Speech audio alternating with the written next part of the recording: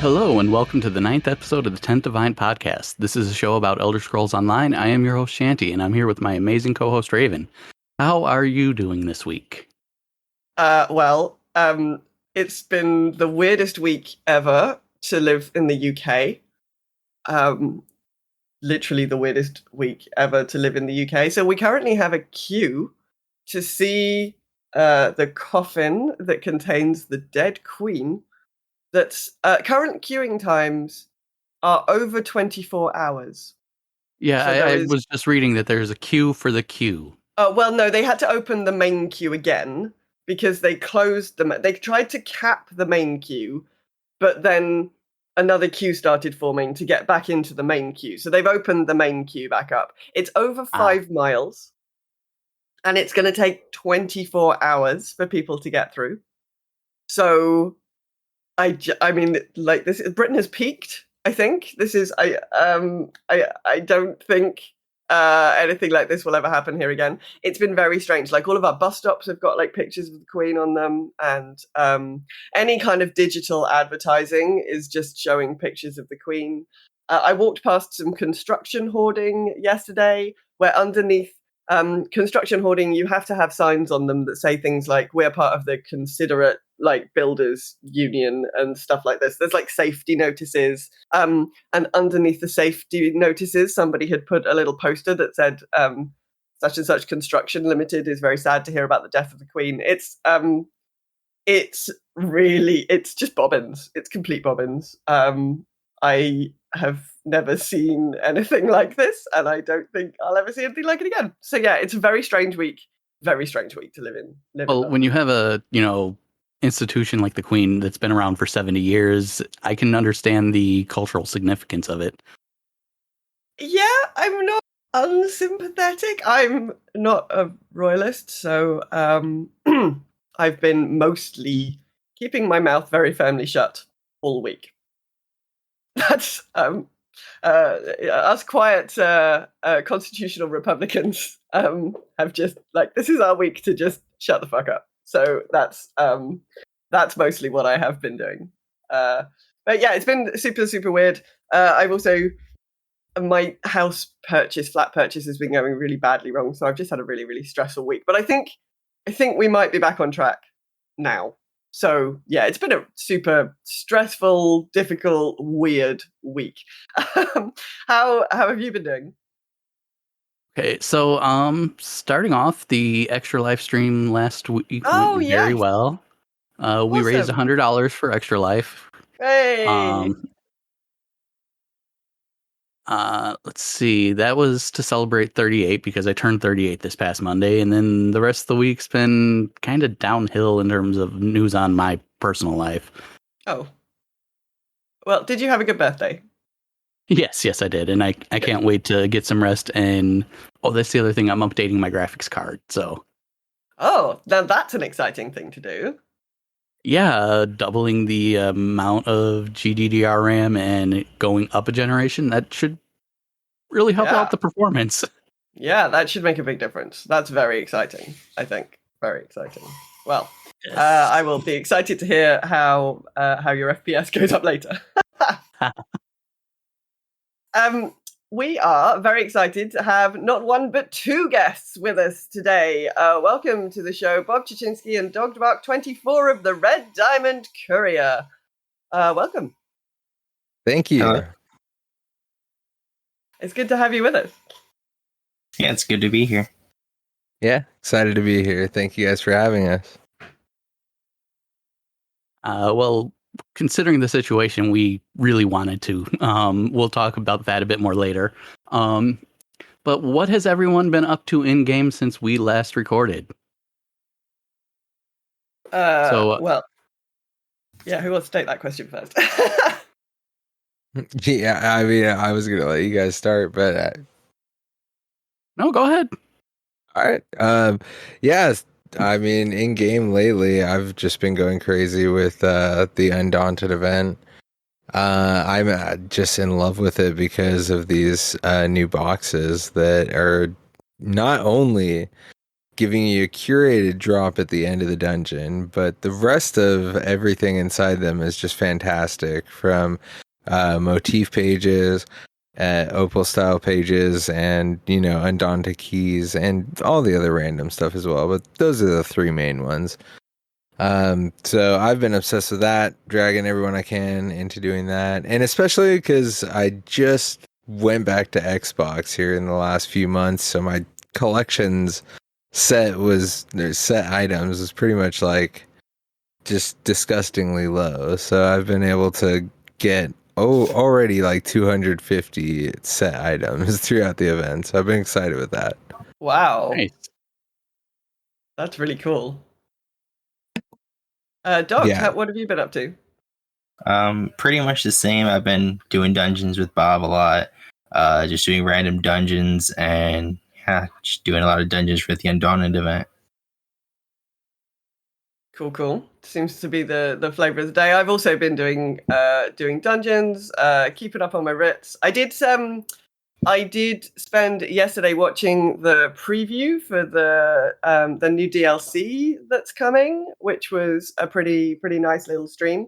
The most important thing that's happening in this DLC is that they are putting a pony in that you can hug. That's the most important thing that's happening. I mean, there's new zones and quests, and Raz is turning back up, which I'm sure is very exciting for everyone. But yeah, the most important thing, there's going to be a pony, and you can hug it. It has a little hug emote thing, which is really cool. That does sound That is awesome. amazing. They also have an achievement where if you pet like all the animals in the thing, then you get an achievement. So I'm like, that is awesome, and definitely a number one achievement that I have to get. Yeah. Literally, I watched the whole stream and I was like, "Yep, no. The most important thing is definitely all of the animals that you can pet." New quest, new story, sure, great. Mostly, it's all about petting the animals. Yeah, even over in WoW, you love the to all the squirrels I've ever loved To all the achievements squirrels and I've stuff ever like loved. that. Yeah, for sure. So I didn't actually get to see the live stream, but I did read up on it once I did wake back up. It does look good. I hope you read my stream of consciousness in the Discord. Oh, that was fantastic. You'll have to watch my random typing like whilst you're watching the thing to try and work out what the fuck I was talking about. Mostly the pony. Yeah, and in regards to what I've been up to, I actually ran some dungeons during that stream with Dog Bark. Nice. So I do want to say a huge thank you to Dogged, to Lotus Doom, to Katie Gone Crazy Back Soon, and to tweet my hashtag for helping me out and filling up the group so that I didn't have to deal with the potential queue bugs that happen. And also to Adexi the One-Eyed, who, even though she wasn't able to make it, did want to. Yeah, you're welcome. It was good to be there and be able to help out. Cool. That sounds like a good way to spend some time. So let us dive into the interview then. Why don't we start with a nice easy question? How did you each discover the Elder Scrolls series and ESO in particular? Bob, do you want to lead off? Sure. So, as far as discovering Elder Scrolls, I started with Oblivion, actually, because that was kind of my time. And my first experience ever was hanging out at my friend's house, and I'm watching him just run around this huge city with this sword, and I'm like, dude, this game looks so cool. And he's like, oh yeah, it's great, man, just wait. I'm like, okay. He runs in this guy's house, kills this dude, and he's just like loots his body, and he's like, all right, hands me the controller. He's like, here, just keep pressing A over and over and over. Do not press anything else. And I was like, okay. And he just puts on a movie. I was like, what do you want me to do? He's like, just keep pressing A the whole time. I was like, why? He's like, because we are going to get rich. It's like, okay. So we go back, and we've just been exploiting this dude's gold for the whole time. Just some gold glitch in Oblivion, and then we were just rich and running around like crazy, just doing all kinds of stuff. That's my first memory of Elder Scrolls. So it's a feature, as Todd Howard would say. But I clearly went on to love Skyrim and everything else. My favorite, the part that really drew me in about Elder Scrolls games was, probably what gets a lot of people is just being able to walk out into a world and see, mountains as far as you can see away and just run to them and go climb them and explore them. Like, it's an amazing world that they create with every game that they do. And so I've always loved that aspect of it. And as far as ESO goes, I have always been a huge fan of like MMOs. I started with RuneScape when I was in like middle school, and that was like full send for quite a while. I remember me and my best friend for a while, we actually like split an account because we were like, man, we play pretty successfully apart, but if we just spent all of our dedicated time on one account as well, we could really get that one going too. So, yeah, we were full send on that. And when they were like, all I ever wanted to do was play Skyrim with my friends. Like, that's what I wanted so bad. And they were like, oh, here's Elder Scrolls Online. I was like, oh my God, my prayers have been answered. So I applied for the beta immediately. I told them about, my 300 hours of Skyrim. I guess that wasn't enough. I'm sure there's many more people full send. But I also didn't play on PC, so there's probably a very low chance of me actually getting a beta code. But I would have got a PC, all right, Zoss. I'm telling you right now. But they did make Elder Scrolls on console and Elder Scrolls Online. That was amazing.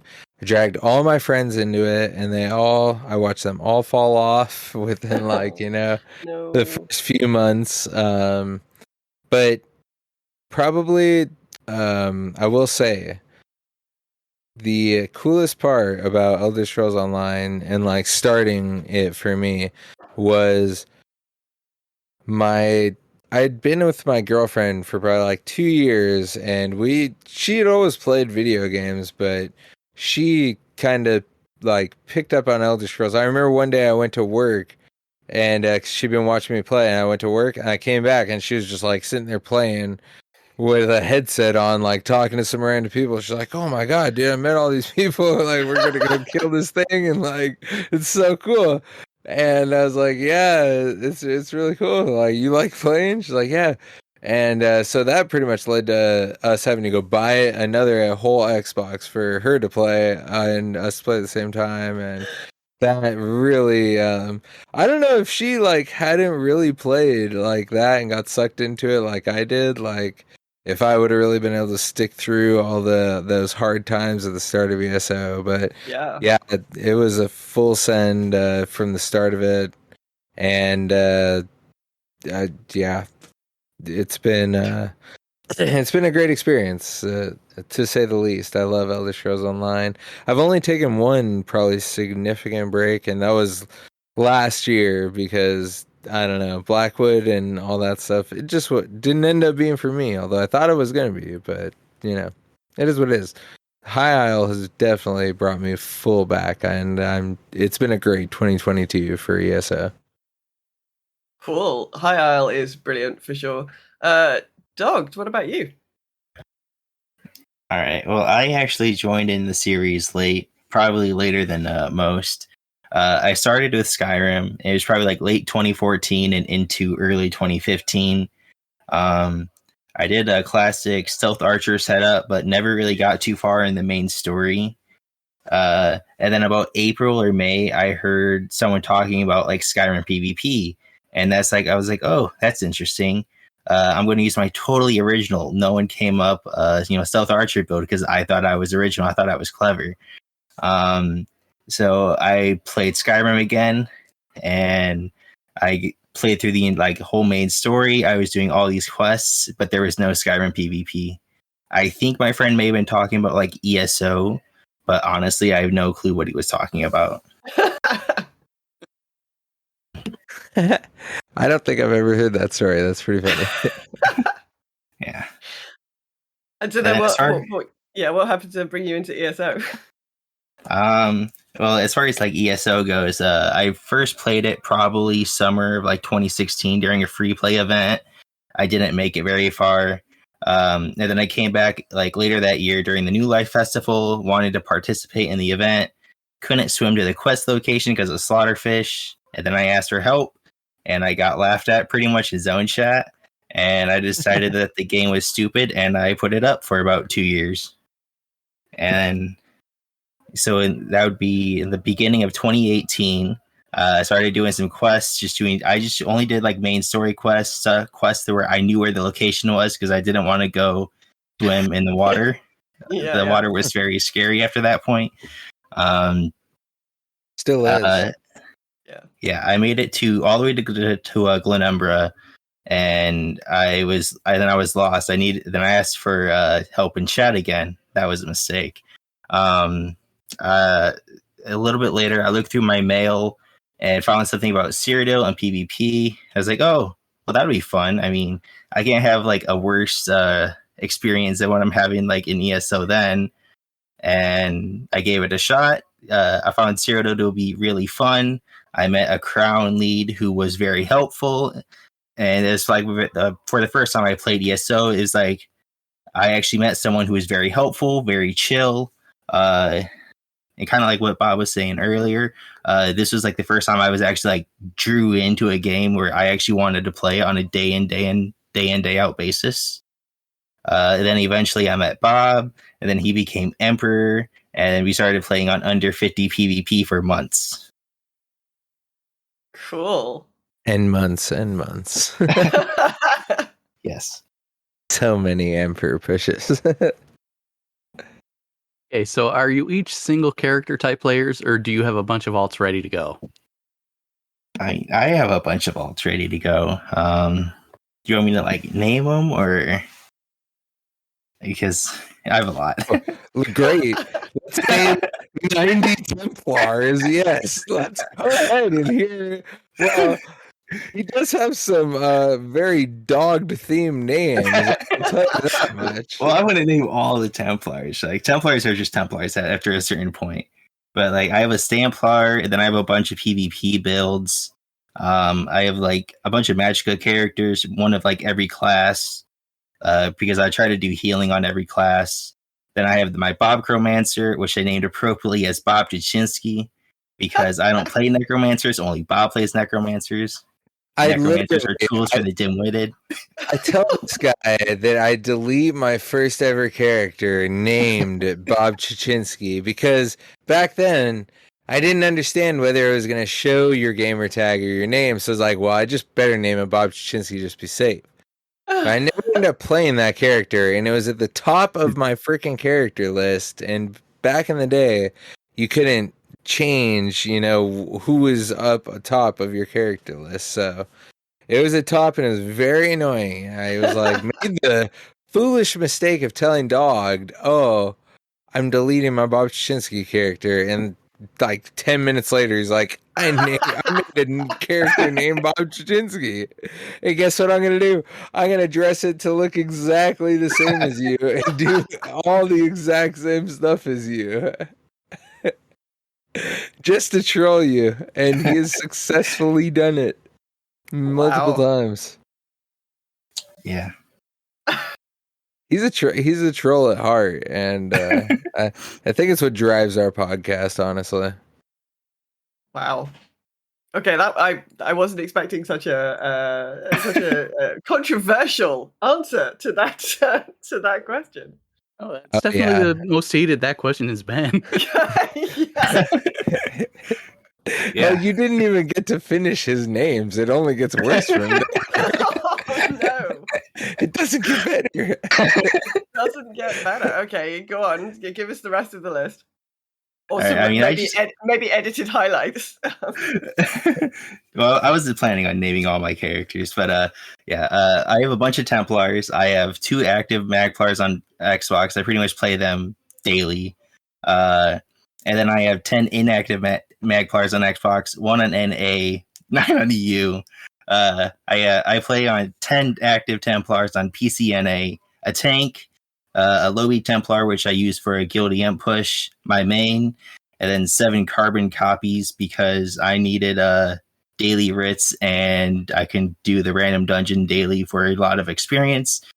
And I made a bunch of those characters so I could actually pass Bob in CP because I wanted to pass him in CP again. I did that twice. And then lastly, do you guys see what I live with? This is amazing. Like, I play multiple characters specifically to troll Bob, is what I'm hearing. This is, yeah. Multiple servers, multiple accounts. Yeah, it's beautiful. It's a tapestry of trolling. It's amazing. Yeah, effort has been put in here. I can see that. Yeah. And then I also have 8 inactive Magplars on PCEU because I don't really play on there as much as I thought I was going to. And then lastly, I have 10 Magplars on PlayStation Network, 5 NA, 5 EU. I thought I was going to play on there a lot, and then I never did. So I have like a whole arsenal of Templars that most of them I don't play on. Most of them are just level 3. Okay. Well, I wasn't far off when I joked about you having 54. Yeah, that's a very close number, actually. Wow. Bob, have you been retaliating in kind? No, I just try to enjoy my own time playing the game. I don't design it around trolling dog. No, he doesn't even have to because even if he wasn't trolling me, he'd still make 50 Magplars. But I have always just been like, I've always wanted to try everything, especially on Xbox. I really went hard because before the armory system, it was like, if you're making a stamina warden, you're making a stamina warden. You're not going to be playing a magic warden unless you make another one. So I made another one on pretty much every class. And yeah, I don't even know how many characters of champion points I have on Xbox, maybe like 15. Now all of them, I log into half of them, they don't have skill points or champion points because of so many updates. But still, it's cool to have them all there. And in PC, I tried my best to do a bunch of alts, but I really seem to stick to like a main kind of character. But that was also before they were like, hey, now we have universal achievements, for all your characters and titles. So that, like, the reason I would have stayed to one character before then, it was because of that, and then they totally broke the game open with that. So, I honestly, I guess to answer that, I just love playing all the classes.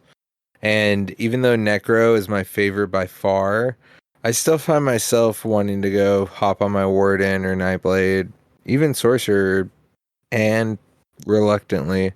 Well, let me just get Sneak Dragon Knight in there before I say reluctantly Templar. Okay. So what was your start in content creation? Bob, do you want to start with that one? Yeah, sure. I mean, so content creation, it was the podcast. I mean, I guess let's say 2019, 2018 late. I guess mainly 2019.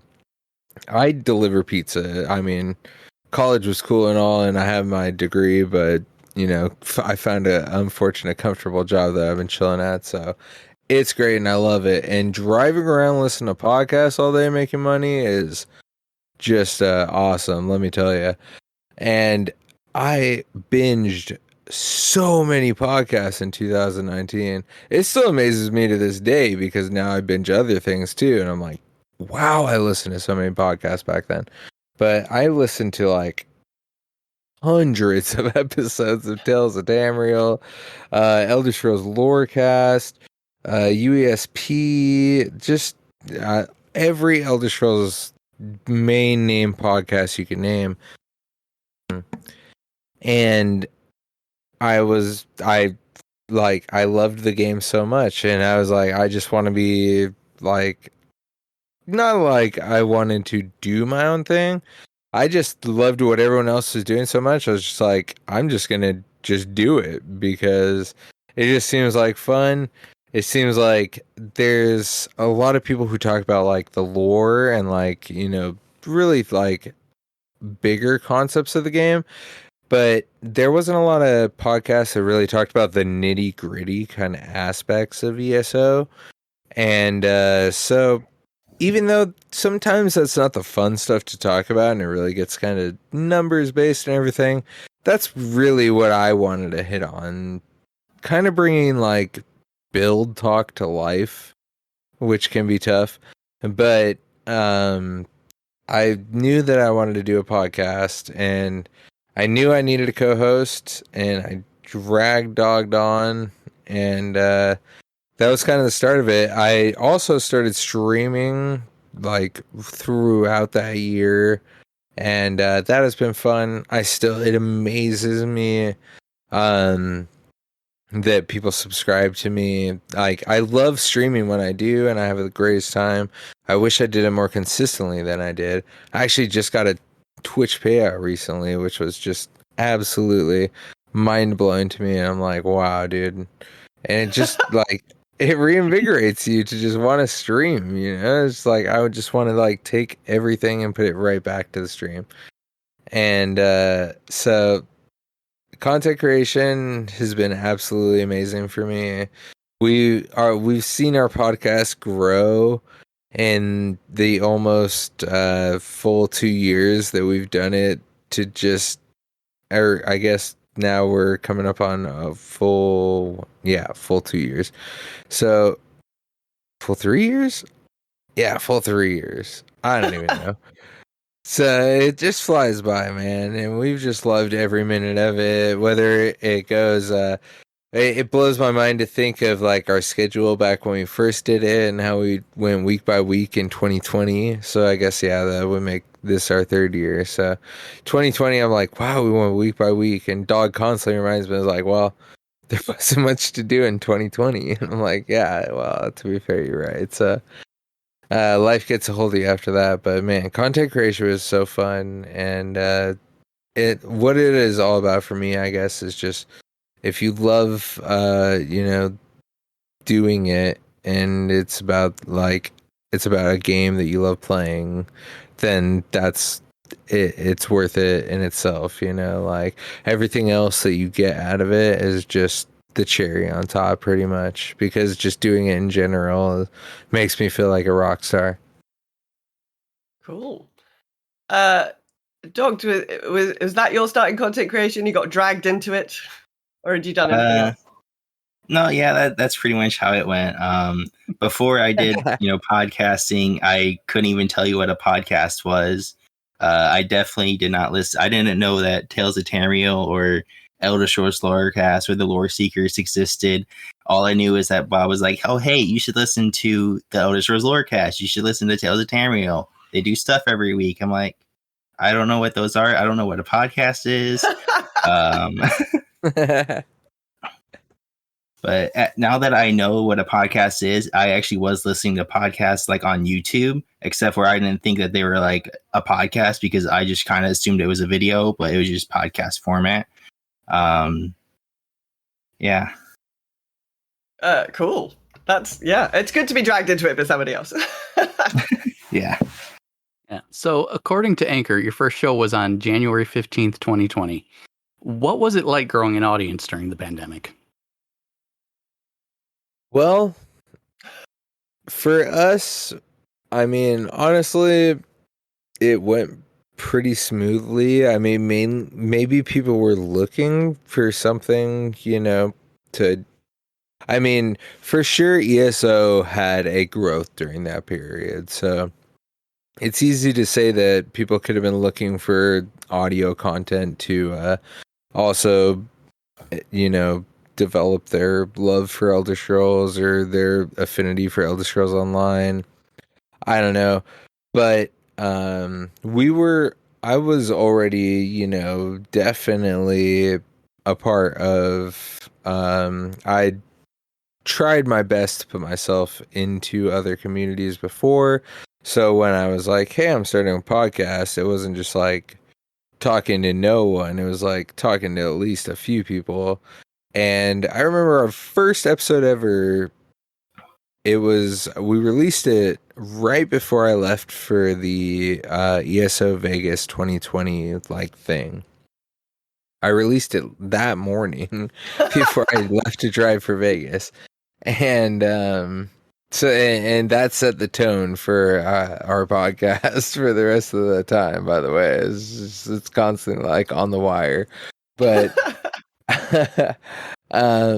so I just released it, and I went there and I met so many amazing people, people that, and as far as content creation goes, that I'm like, oh my God, these people are the people I, look up to almost, and now, thinking back, now they're almost peers, and it's I could just talk to anyone. It's kind of cool.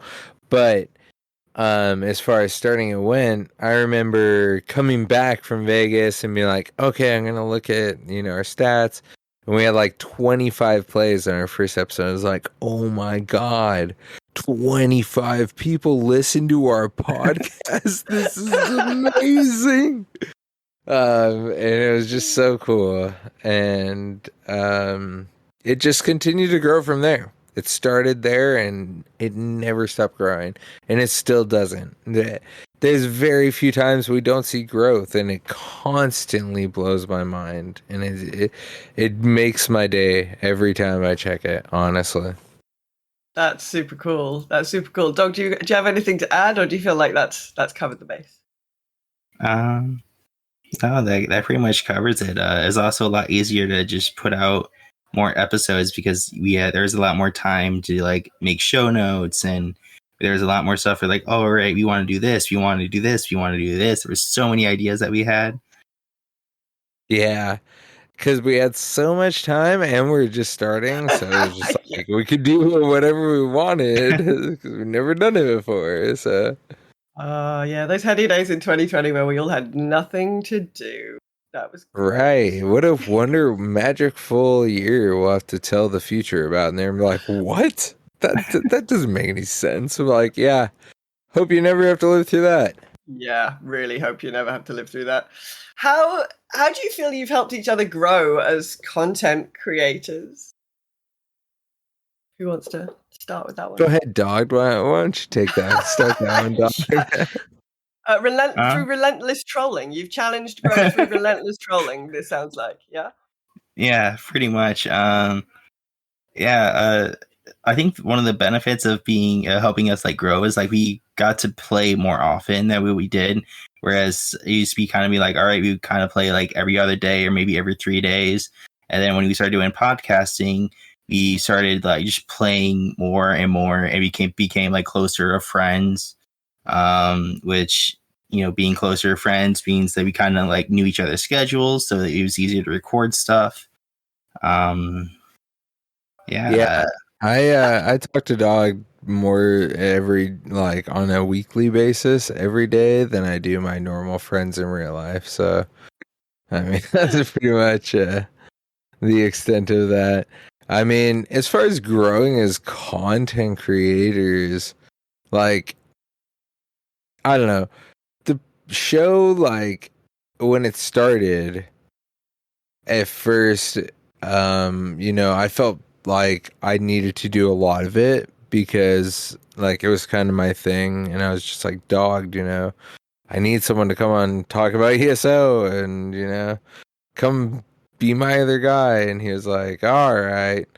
And I was like, here's all the stuff, here's all the stuff I'm doing. And it's just evolved so naturally to the point where it's I never had to ask him like, hey dude, like I need more help, or like, you know, it's been the smoothest thing, like it was always meant to be. And there's been, you know, weeks where it's like not even weeks, just like maybe like multiple weeks, or like stretches where we can't record or times are tough and, you know, like we're busy, but there's never been any tension. And we always just, it still comes down to just, we love it. And it's just, we want to put out a podcast and have fun about it and talk about the game we love. And that's what makes it fun for us. And, you know, Dogged has come to the point where he makes it so easy for me now, or if I lag on it, I feel bad, where I'm like, oh man, Dog's doing more work than I am now. I better do something right here. All right. So you do go into very good detail on your patch notes episodes. Was being a news and teaching kind of show always your plan, or did you have to pivot at some point? I just think about Dogged editing that last 30 pages of a show notes we had. There were so many. Oh man, you're right. We do go into a lot of detail. And you know, it's funny because we like, when we've started podcasting, like we would do notes and stuff where I would be like, like we would really want to talk about sets and stuff, the nitty gritty, but I'd be like, it's too much. Like we get too into the weeds. We got to be careful with the numbers and everything, because no one wants to just hear numbers thrown at them on a podcast, right? I mean, like, Yeah. it's just hard to conceptualize when you're just like 1283 damage. But so when the patch notes episodes are kind of like our eccentric episodes, we're like, we get to do what we almost wanted and talk about the nitty gritty. Haha, everyone is gonna listen. And honestly, the patch notes episodes, by far, every single time, the highest listeners of the year. It's blown away, the numbers compared to the other episodes. I mean, sometimes it's crazy. People love the patch notes episodes, and we even recently had someone who's been in our guild since we barely met when we started our guild. And he was like, yeah, dude, you guys are almost 100. And I was like, you listen to our show? And he's like, dude, your patch notes episodes are like our guides. And I was like, oh my God, this is insane. This is so cool. So yeah, I don't know. That was never like, we were always careful with it, but to me, those are still our favorite episodes of the year. However, I must say that last one was tough. All right, don't you ever do that to me again, Zos. All right, if your patch notes are 30 pages, then split it up. All right, come on, Zos. Give us 2 updates on that one. That was tough. Yeah, it was a big patch for sure, in terms of the nitty gritty. This is the part of the show where I just take a brief moment to remind you that we are part of Bonus Roll Productions. You can find our show and lots of other great MMO-focused podcasts, such as Technically PvP, A Podcast Reborn, and For Azeroth, over at bonusroll.gg. Okay, so what is the division of labor like? Is it one of you does the show notes, the other does the editing, or is it more of whoever's up to a task for that episode does it that week? So pretty much what we do is like, I'll do like all the show notes, and then I'll kind of like leave gaps where like, all right, Bob, this is kind of like where I need your input, or this is where like you can like respond, or not really like respond, but like what's the word? Like I just want his thoughts, because like there's some things where like I think this and he might think something else. And that was kind of something that was really with that last episode, because I'm like, all right, there's a lot of these changes here that I'm going to do the numbers. So I'm going to say these are like my numbers, and I'm going to be like, I don't really like these numbers that I'm seeing. And Bob can either agree or he can like disagree and that kind of stuff. But then Bob will do like all the editing, because I don't know how to edit. Yeah, it's developed into a very harmonious relationship because Dogged coming to editing and like uploading and like doing that stuff, the behind the scenes, he's like, nah, I have no idea. And when it comes to doing patch notes and making a constructive episode for us to record, I'm like, dude, you have much better handle on that. So once again, it just naturalized itself into this perfect relationship we got going to make an episode work, and right now it works. And like I said, that's what makes me like when I'm editing 3 hours and 40 minutes of audio and turning it into 2 hours and 15 minutes of audio, it doesn't bother me as much because Dogged took all of the patch notes that were like 50 pages long and edited them down into 31 pages. So, it's a labor of love on both sides. That's cool. It sounds like you've got a good working relationship going there. That's a very important thing in a podcast. Has the road to 100? So you're about to hit your 100th show. That's an amazing milestone. An amazing milestone. Thank you. Yeah. Has it been difficult, or did you just sort of blink and think, oh shit, it's 100? I would say it's kind of been a bit of both. Like there's been some times like earlier this year and earlier last year where we kind of just had difficulty like recording and stuff. But more recently, the episode 100 has definitely kind of just sneaked up on us. Like I have like some patch notes, or not some patch notes, some show notes for like a couple ideas for like post episode 100, but we had to like do the episode 100 before we could go on to like other stuff that we want to do. Yeah. I mean, I can't agree with that more. It's just like, I remember hitting episode 50 and we had like a little thing. I mean, it's just like, it's been so fun. And at first it was like, we plowed through 50 episodes in like a year. And then the next year, like, it took like 2 years almost now to get through the next 50 episodes. So, it's been crazy. It's been a lot of fun. At moments, it's been like, wow, we've gone through so many episodes. This is so crazy. And then at moments, it's been like, oh, wow, we're at 75. What the heck is going on? So, yeah, as Dog said, I would say recently it's really caught up with us. Especially the moment that really caught up with me is when we recorded episode 98 and we're like doing the first half of the patch notes, and then I was going to go to Vegas and we were supposed to record the next half of the patch notes when I got back. And I was like, oh, shit. And you said it earlier, Raven, so it's okay for me to say that. Oh, yeah. Please do. We're going to hit episode 99 like right now. Like episode 100 is the next one of the patch notes. That's not much time to think. So I mean, we've kind of kicked it back and forth, like what are we going to do for 100. Honestly, what it comes down to, like I said earlier, it's just me and Dog love just podcasting and talking about Elder Scrolls Online. It's never been for anything more than that. So what episode 100 is probably going to come down to is us just having a good time talking about us podcasting and talking about Elder Scrolls Online.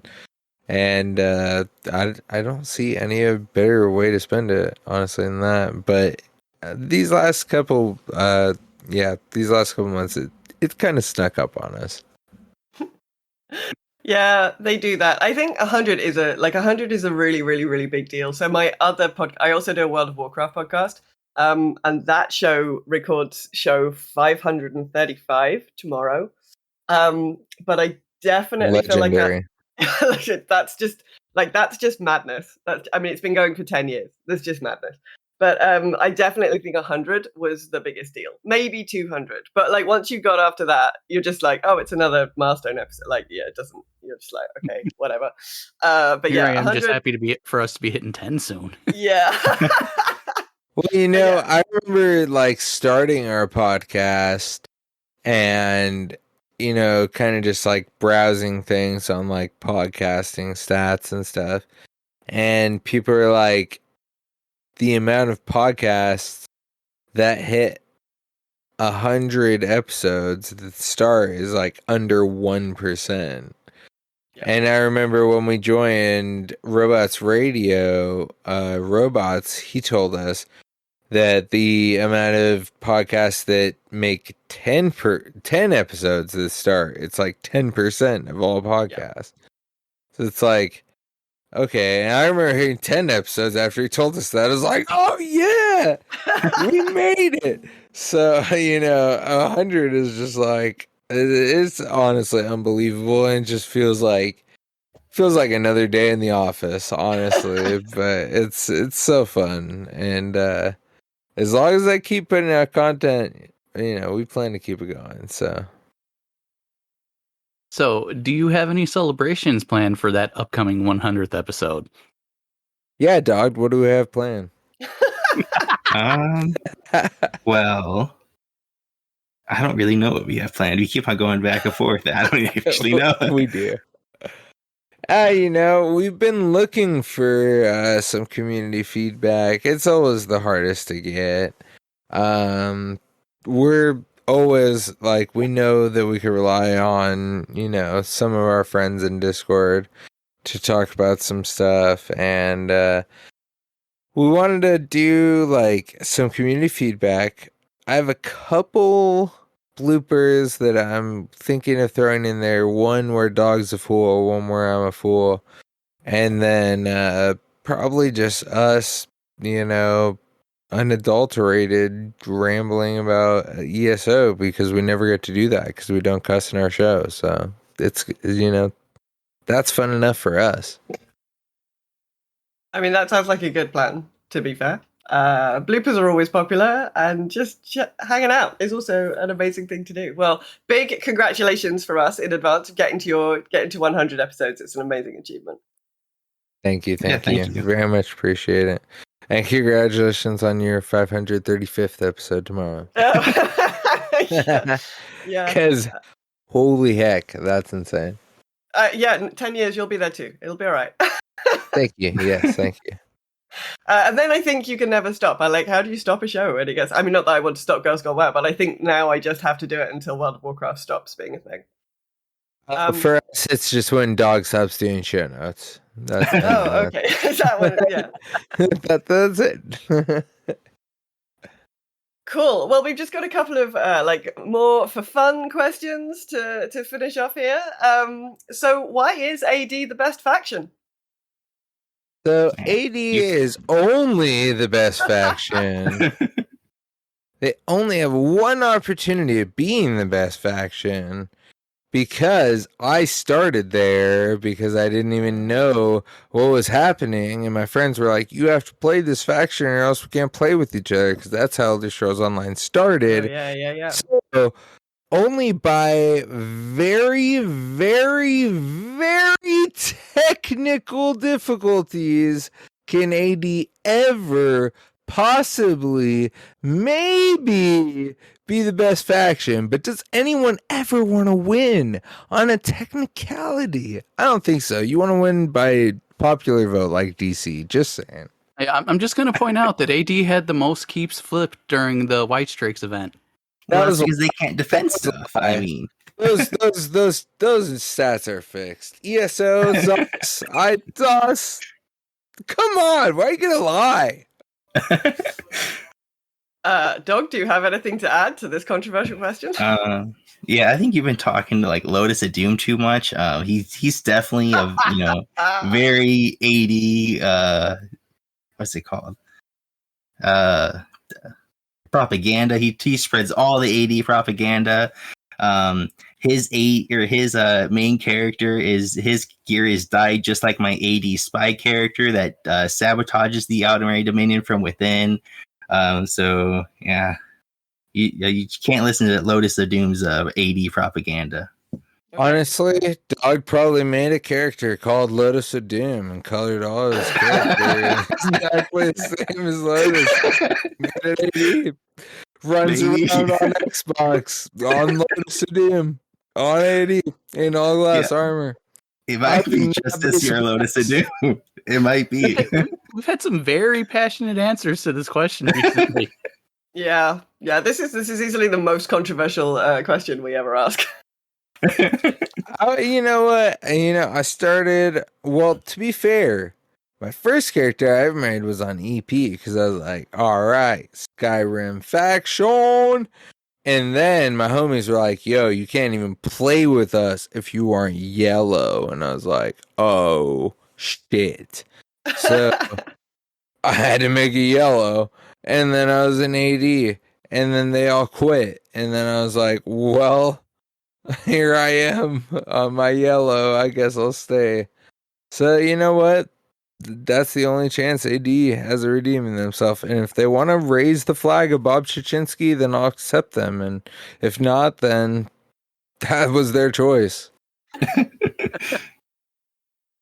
Okay, so if you could each take one race or species from Nern and transplant them into reality, which would you each choose? Lamia. Okay. Mommy, they scream all the time. I know. Like- It would be very noisy. Yeah. That would be, yeah. It's the only reason I just had to say that so I could scream that in the mic. And now I'm done. And you, dogged? Huh. I was like, I still have to answer. After all that. I mean, I really like my mount. It's the Valken Sentia. It's a Daedric one. It kind of looks like Valken Scoria, but it's a Sench, so I named it properly Valken Sentia. That's my favorite mount. Into the real world so you can ride it around. Yeah, I just be riding around a flaming volcanally monster cat. So I can see the tweets now. Hashtag Firecat. Top trending in the world. That would be cool and also terrifying. So, yeah, good job. Well, thank you so much for taking the time out to join us today. It's been a good chat. Can you let our listeners know where they can find you? Bob, why don't you start? Yeah, certainly. So you can find us pretty much anywhere at the Red Diamond Courier. On Twitter, it's at Red Diamond Cast. We have our own channel in the Robots Radio Discord, if anyone wants to join that. Plus, if you want to just find me, I'm Bob_Chichinski most places. On Xbox, there's no underscore. It's nice and easy for you. And Dogged, where can people find you? I'm just Dogbark24, Twitter and Xbox and ESO PC. Cool. Thanks for tuning into the show, everyone. If you've enjoyed it, let other people know and give us a review wherever you are listening to us. Rating and reviewing the show will really help other people to find it.